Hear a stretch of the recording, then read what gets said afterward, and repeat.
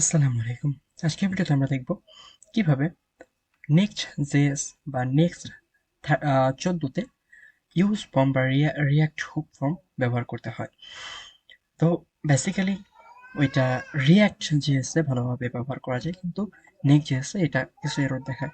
যদি আমি এখানে দেখাই, এখানে যদি আমি লিখি কনস্ট্যান্ট এবং এই ফিল্ডগুলো পরে লিখবো ইউজ ফ্রম, এখানে যদি লিখি আমার এখানে একটা এরর আসলো। এররটা কি? রিয়াক্ট হুক বা use form is called in a function, বা এটা একটা ফাংশনের মধ্যে কল করা হয়েছে, যার কারণে একটা এরর আসতেছে। তো এই এররটা যদি আপনার পজিটিভ এসে থাকে এবং আপনি যদি রিয়াক্ট ফর্মটা বা এই ধরনের যে কোনো ধরনের ইউজ দিয়ে যে হুকগুলো শুরু হয় ওইগুলো ইউজ করতে চান, তাহলে এই ভিডিওটা আপনার জন্য, আপনি দেখতে থাকেন। তো এটা সলভ করার জন্য অ্যাট ফার্স্ট আমরা যাব এর ইম্পোর্টে। দেখতে পাচ্ছেন import use form from React hook form. এখানে আমরা লিখবো অ্যাজ, লেখার পরে লিখব F O R M form. এখানে আপনার নিজের মন মতো একটা নাম দিবেন, মানে ইউজ ফর্মে আপনি কোন নামে ডাকতে চান।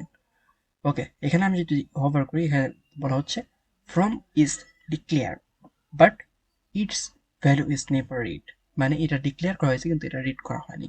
তো আমরা যদি এখানে লিখি, তার আগে আমি যদি এখানে একটু ই করি, দেখেন এখানে যদি আমি লিখি রেজিস্টার, ওকে, এটাকে যদি কাট করি, ওকে, আমি এখানে যদি লিখি রেজিস্টার, রিসেট ফিল্ড, এগুলো কিন্তু আসতেছে সেটা, আর এই হুকের এক একটা ফিল্ড। তো আমি যদি এখানে লিখি অ্যাজ ফ্রম, মানে আমি ফর্ম নামে এটাকে রাখবো, F O R M form. এখন যদি আমি এটাকে লিখি রেজিস্টার ফিল্ড, মানে সেম জিনিসটা আমি পাচ্ছি, মানে আমি এটা ইউজ করতে পারছি। তো এক্ষেত্রে আরো এরকম অনেক জিনিস আছে, যেরকম হচ্ছে ইউজ স্টেট, ইউজ ইফেক্ট, এগুলোর একই সমস্যা হয়। তো এখানে কিছু জিনিস আছে যেগুলো হচ্ছে নোড ভার্সনের জন্য হয়, আবার এই জিনিসগুলো আছে কিছু হচ্ছে নাম ডাকার জন্য হয়। তো নোট ভার্সনের জন্য বেশিরভাগ সমস্যা হয় না, বেশিরভাগ সমস্যা এই কারণটাই হয়।